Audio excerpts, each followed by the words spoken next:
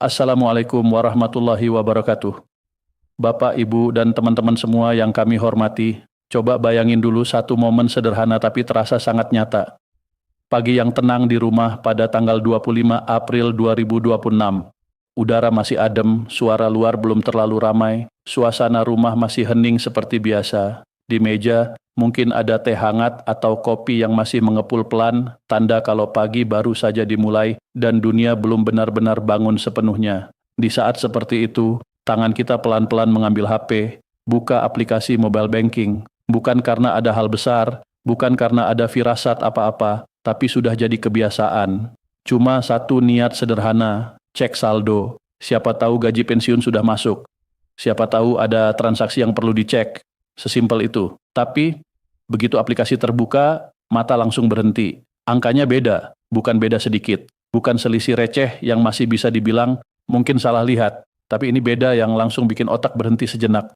Lebih besar dari biasanya, dan dalam sepersekian detik itu, dada langsung terasa deg. Loh, ini beneran saldo saya, pikiran langsung jalan kemana-mana, jangan-jangan salah lihat, jangan-jangan sistem error, jangan-jangan ada transfer masuk yang tidak jelas, karena rasa penasaran dan kaget itu bercampur, aplikasi langsung ditutup, lalu dibuka lagi, dicek sekali, 2 kali, 3 kali, bahkan ada yang sampai manggil orang rumah. Nah, coba lihat ini, bener nggak sih, kok angkanya beda? Dan di momen itu, setelah dicek berulang kali, ternyata bukan kesalahan sistem, bukan uang nyasar, bukan hadiah misterius, bukan juga bonus tiba-tiba yang tidak jelas asalnya. Itu adalah uang yang memang selama ini ditunggu-tunggu, rapel kenaikan gaji pensiun, yang selama ini cuma jadi bahan obrolan di warung kopi, di grup WhatsApp keluarga, di pos ronda, di meja makan, di mana-mana, dan sekarang tiba-tiba muncul nyata di rekening. Coba jujur, kalau momen seperti itu benar-benar terjadi, siapa yang tidak campur aduk? Kaget ada, senang ada, lega ada, haru juga ada. Tapi biasanya setelah semua perasaan itu lewat, muncul satu pertanyaan yang lebih serius. Kapan sebenarnya rapel itu cair? Berapa nominal yang benar-benar akan diterima?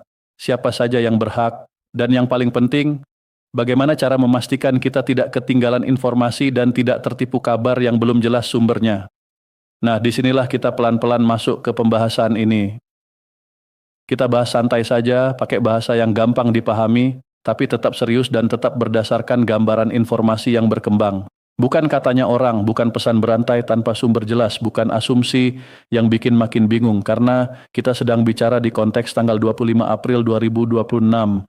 Kenapa tanggal ini penting? Karena di titik waktu ini, suasana penantian itu terasa sangat kuat. Banyak orang sudah masuk akhir April dengan harapan besar. Kalau memang ada penyesuaian, kalau memang ada rapel, kalau memang ada kabar baik, biasanya orang berharap sudah ada tanda-tanda yang lebih jelas di periode ini. Makanya isu soal rapel kenaikan gaji pensiunan tahun 2026 jadi ramai banget. Bukan cuma di satu tempat, tapi hampir di semua tempat. Di warung kopi dibahas, di grup keluarga dibahas, di grup alumni juga ramai, di pertemuan warga ikut disinggung. Bahkan saat sarapan di rumah, topiknya bisa nyambung ke situ juga. Sudah cair belum ya? Kapan cairnya? Katanya sih katanya sudah pasti. Dan justru karena suasana lagi panas seperti ini, kita harus ekstra hati-hati.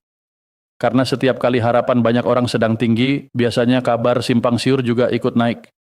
Ada yang bilang sudah pasti cair. Ada yang bilang cair bulan ini. Ada yang menyebut angka tertentu seolah sudah final. Bahkan ada pesan berantai yang tampilannya meyakinkan banget. Bahasanya formal, ada istilah pemerintahan, seolah-olah resmi. Tapi kalau ditelusuri, sumbernya sering tidak jelas. Disinilah kita harus bisa bedain mana informasi yang benar-benar punya dasar dan mana yang cuma bikin orang deg-degan tanpa kepastian. Sebelum masuk lebih dalam, kita harus paham dulu kenapa isu ini terasa besar banget. Kenapa ini bukan cuma soal angka di rekening, tapi juga soal rasa aman dalam hidup sehari-hari. Di Indonesia, jumlah penerima penghasilan dari negara itu sangat besar. Bukan ratusan ribu, tapi jutaan orang. Mulai dari ASN aktif, PPPK, TNI, Polri, Hakim, sampai para pensiunan. Jumlahnya lebih dari 9,4 juta orang. Bayangin itu dulu, ekosistem sebesar itu. Dan di dalamnya ada kelompok yang sangat spesial, para pensiunan. Mereka ini orang-orang yang sudah menghabiskan masa produktifnya untuk mengabdi. Ada yang puluhan tahun jadi guru, ada yang kerja di kantor pemerintahan, ada yang di lapangan, ada yang menjaga keamanan negara, ada yang sampai pelosok desa. Dulu mereka hidup dengan disiplin, tanggung jawab, dan pengabdian panjang. Sekarang mereka sudah di fase hidup yang berbeda, tidak lagi bekerja seperti dulu.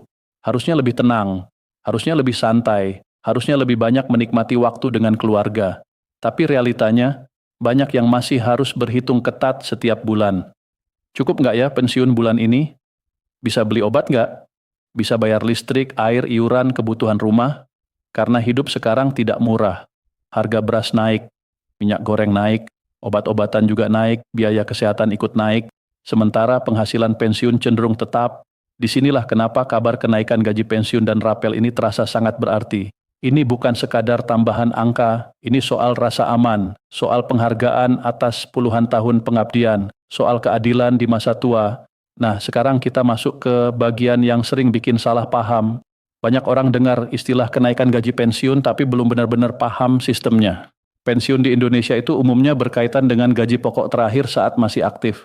Secara sederhana, biasanya dihitung sekitar 70-75% dari gaji pokok terakhir, tergantung aturan yang berlaku. Jadi kalau gaji ASN aktif naik, maka secara logika, perhitungan pensiun juga bisa terdampak. Contohnya gini, misalnya ada Pak Budi, beliau pensiun dengan gaji pokok terakhir misalnya 5.200.000, lalu pensiunannya dihitung 75%, jadi sekitar 39.100.000 per bulan. Lalu kalau suatu saat gaji ASN aktif pada golongan yang sama naik jadi 5.500.000, maka perhitungan baru pensiun bisa berubah.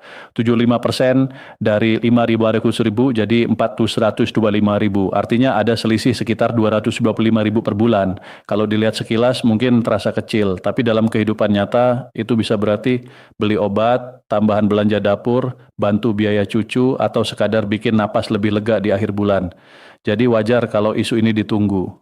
Secara aturan, yang sering jadi acuan sebelumnya adalah PP nomor 8 tahun 2024 yang mengatur kenaikan pensiun 12%. Itu yang sudah jelas pernah berlaku. Sementara untuk 2026, muncul pembahasan terkait Perpres nomor 79 tahun 2025 yang dikaitkan dengan rencana penyesuaian gaji ASN aktif. Dari situ, harapan muncul lagi. Kalau ASN aktif naik, pensiunan juga berharap ikut menyesuaikan.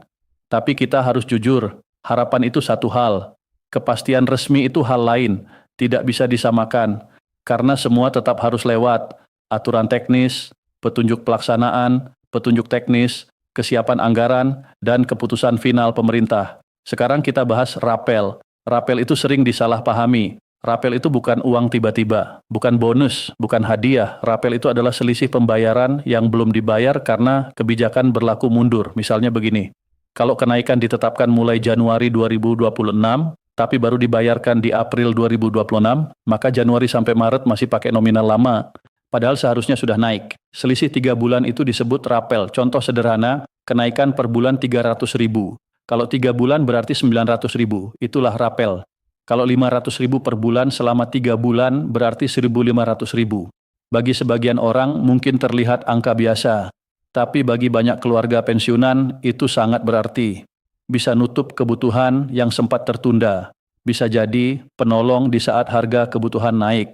Lalu siapa yang berhak? Biasanya mencakup pensiunan ASN, pensiunan TNI, pensiunan Polri, janda duda, penerima pensiun, dan ahli waris sesuai ketentuan. Data mereka sudah tercatat di sistem seperti Taspen dan Asabri. Jadi kalau nanti benar ada kebijakan, sistemnya sudah siap, tinggal menunggu dasar hukum. Nah, ini penting. Karena sampai sekarang, ketika ada yang tanya ke pihak resmi seperti Taspen, jawaban yang muncul masih sama. Belum ada informasi resmi final, masih menunggu arahan pemerintah, belum ada juklak dan juknis. Artinya, lembaga penyalur pun tidak bisa bergerak berdasarkan rumor. Mereka harus menunggu keputusan resmi. Jadi kalau ada yang bilang sudah pasti tanggal sekian cair, itu harus sangat hati-hati. Dari sisi pemerintah, ada juga pembahasan soal evaluasi kondisi keuangan negara periode Januari sampai April 2026. Ini bukan berarti batal, tapi bagian dari proses kehati-hatian. Negara harus lihat pendapatan, pengeluaran, dan kemampuan anggaran. Karena jumlah penerima sangat besar, jadi semua harus dihitung matang. Biasanya dalam pola pembahasan yang beredar, Januari sampai April untuk evaluasi, akhir April mulai ada arah kebijakan lebih jelas, dan setelah itu masuk tahap regulasi teknis, lalu kemungkinan pencairan bisa di rentang berikutnya. Ada yang memperkirakan antara April sampai Juni 2026, tapi sekali lagi itu masih prediksi, belum keputusan resmi. Sampai tanggal 25 April 2026 ini, posisi kita masih sama, menunggu kejelasan resmi, ada harapan, ada pembahasan. Ada pola yang bisa dianalisis, tapi belum boleh dianggap final. Sementara itu, untuk pensiun bulanan masih berjalan seperti biasa sesuai aturan yang sudah ada, yaitu PP nomor 8 tahun 2024. Dan di tengah semua ini, ada satu hal yang harus benar-benar diwaspadai, penipuan. Setiap kali ada isu uang cair, selalu ada yang memanfaatkan, ada yang telepon ngaku petugas, minta PIN, minta OTP. Ingat, tidak ada petugas resmi yang minta PIN atau OTP, ada juga yang minta biaya administrasi dulu. Itu juga mencurigakan, ada yang kirim link palsu, tampilan mirip resmi. Padahal itu jebakan, makanya jangan panik, jangan klik sembarangan. Cek dulu, kalau perlu tanya anak atau cucu.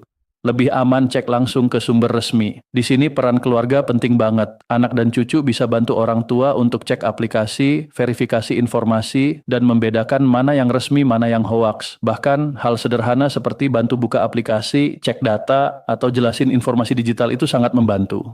Dan bagi pensiunan yang tidak terbiasa dengan digital, tetap ada jalur lain seperti kantor pos untuk pencairan. Jadi tidak ada yang ditinggalkan. Kalau dilihat secara keseluruhan, posisi kita di tanggal 25 April 2026 ini adalah fase menunggu yang cukup serius. Bukan menunggu kosong, tapi menunggu yang penuh harapan, penuh analisis, tapi tetap harus pakai kepala dingin. Karena pada akhirnya, informasi resmi tetap yang paling penting. Dan kita harus selalu ingat satu hal, kalau soal uang dan kebijakan, jangan pernah ambil kesimpulan dari kabar yang belum jelas sumbernya. Tetap tenang, tetap waspada, tetap cek informasi resmi, dan tetap sabar menunggu kepastian yang benar-benar valid.